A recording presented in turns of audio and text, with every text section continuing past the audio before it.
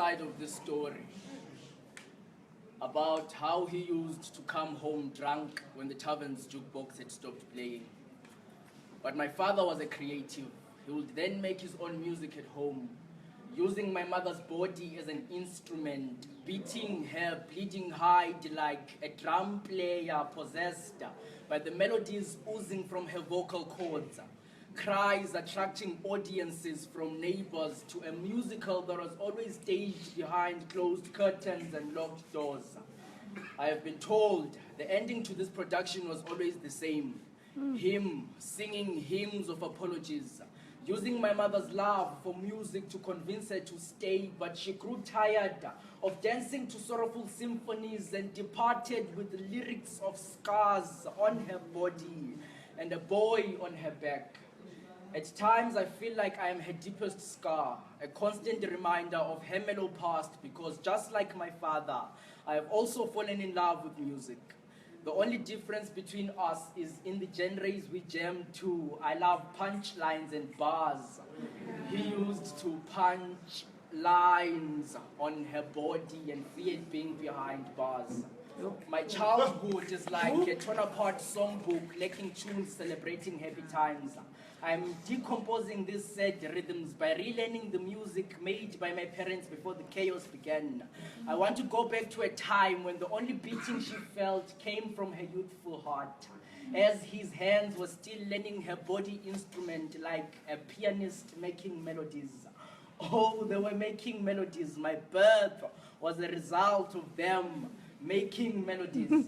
I want to relearn the high-pitched laughters composed as I attempted my first steps, stumbling like my drunk father, trying to dance to the tavern's jukebox before he came back home and my family's musical began.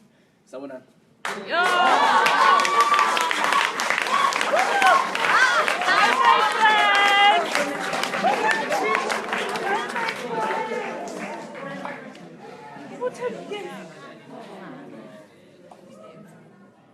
Inside this vase of black human flesh, a flower is growing, being pollinated by ancient oxygens departed from water-filled lungs of drowned black victims of the slave trade. Before being suffocated by merciless oceans, they exhaled immortal breaths, living on as whirlwinds of knowledge, now inhaled by my mind's petals. My flower blooms with the history of my people. I am allowing its roots to dive into the depths of the Atlantic seas, uncovering bones of my ancestors to attain ancient wisdom from sacred bones. As long as I am being watered by fountains of those no longer living, I will breathe. My stem still stands firm after 400 years of forced self-hatred. Their mission was to subjugate us by plucking off our black petals, portraying us as the inferior race. They planted biblical seeds on our soils, mocking our gods, calling them demonic, making us worship images of a pale-skinned character in their likeness. May we unlearn black inferiority by replanting the tongues of our mothers in our mouths, and nurturing them to grow in daily conversations with confidence. Masithetheni, ngatitaurei, masikhulumeni sibe imifula ephilisa impande zokhokho bethu.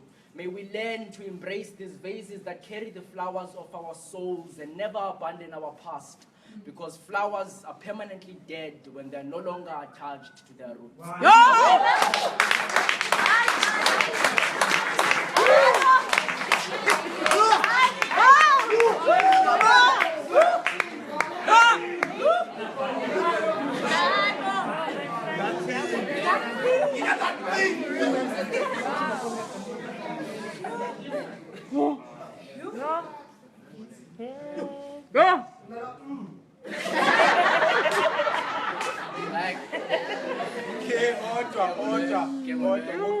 Like there's this poem by Tashi Lebra.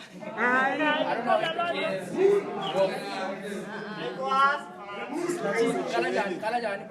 Falling in love with the moon. So the start. Okay, it is. Yeah. The moon poem. An arrow is stuck to my heart from Cupid's bow. making a mere mortal such as I fall in love with Her Majesty, a goddess. And yes.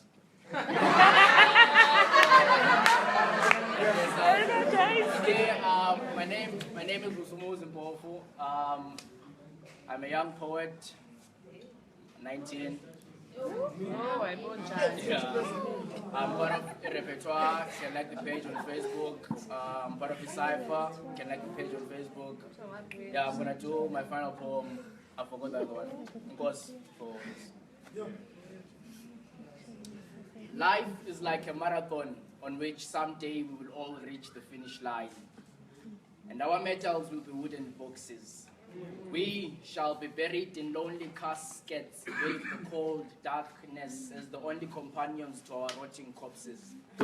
And in time, worms will slowly crawl on our dead faces, making homes in our eye sockets, where they will multiply and feast on our decomposing brains while bathing in sour human blood.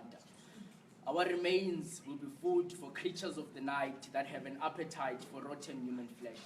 I am beginning to learn through simple mathematics that our time on this earth is limited. My life's equation is as follows.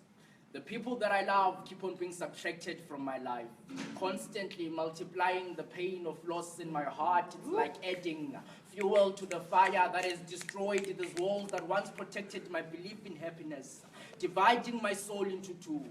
One half cracking God's eardrums, asking why does the ground keep on swallowing the people that I love? And the other half being submissive to His glory by accepting that someday soon I will die. Even Bible verses confess that from soil we were made and to soil we will return. I used to be afraid of dying because I have never known what awaits on the other side.